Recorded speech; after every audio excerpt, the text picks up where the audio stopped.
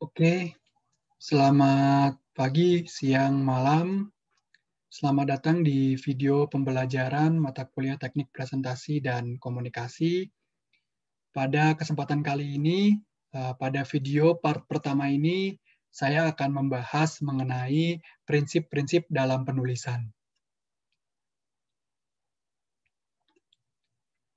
Terkait dengan prinsip-prinsip dalam penulisan, sebelumnya kita perlu memahami dulu bagaimana kondisi ataupun isu terkait dengan perencanaan komunikasi di era yang sekarang. Komunikasi dan teknologi terus berkembangnya, pesatnya teknologi di era modern sekarang membuat informasi menjadi sangat cepat bergerak. Kondisi tersebut secara signifikan membedakan cara planner memahami keterampilan komunikasi. Sebelumnya kita tahu gitu ya, sebelum teknologi ini berkembang pesat, banyak sekali media-media komunikasi yang mulai hilang gitu ya. Kalau dulu mungkin kita masih sempat merasakan terkait dengan surat menyurat gitu. Dulu juga orang tua kita juga banyak sekali menggunakan wartel gitu ya. Kalau dulu ada istilah wartel dalam berkomunikasi sebelum adanya telepon genggam. Tapi di era sekarang di mana semuanya sudah bisa memegang telepon genggam masing-masing, tentunya tidak hanya telepon genggam gitu ya. Pesatnya perkembangan teknologi ini lebih banyak memberikan manfaat kepada banyak kegiatan kita. Salah satunya adalah bagaimana planner memahami pentingnya komunikasi dan mengembangkan kemampuan dan keterampilan komunikasinya. Nah,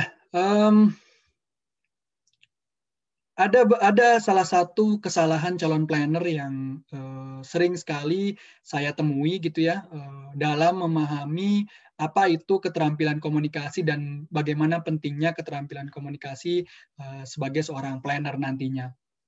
Yaitu kesalahan besar yang biasanya para calon planner lakukan dalam memahami pentingnya keterampilan komunikasi ini adalah dengan menganggap bahwa komunikasi seperti tulisan, visualisasi data, dan komunikasi lisan hanya masalah seni dan desain. Bukan hal yang paling mendasar, yaitu bagaimana komunikasi kita bisa mempengaruhi target komunikasi kita. Jadi terkadang komunikasi terutama dalam memahami mata kuliah teknik presentasi dan komunikasi ini hanya dianggap oleh mahasiswa sebatas seni, bagus, menarik, dan lain hal gitu yang berbau desain misalnya. Padahal sebenarnya yang jauh lebih penting dari itu adalah bagaimana kita sebagai planner gitu ya, berfokus pada upaya untuk memberikan pemahaman lebih kepada calon ataupun kepada target komunikasi kita. Sehingga poin utamanya adalah efek dari komunikasinya gitu. Jadi bukan pada desain, ya salah satu tadi dianggap sebagai seni, hanya diukur berdasarkan bagus apa tidak, menarik apa tidak. Itu memang adalah salah satu faktornya, tapi menurut saya yang paling penting adalah terkait dengan bagaimana komunikasi kita itu sebenarnya adalah upaya untuk tadi membuat perubahan, paling tidak mempengaruhi dan membuat paham gitu ya target komunikasi atau target komunikan kita.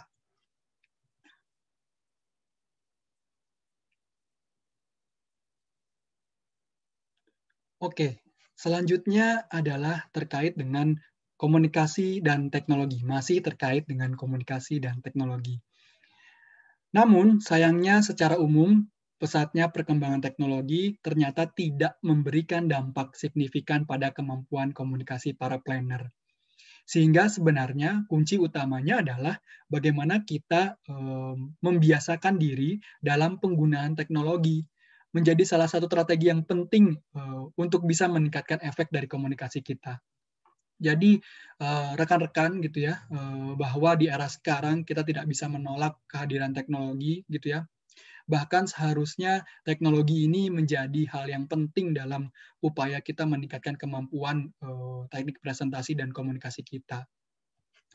di mana sebenarnya sudah banyak tersedia gitu ya platform-platform yang secara akses bisa kita akses secara bebas di media-media online gitu.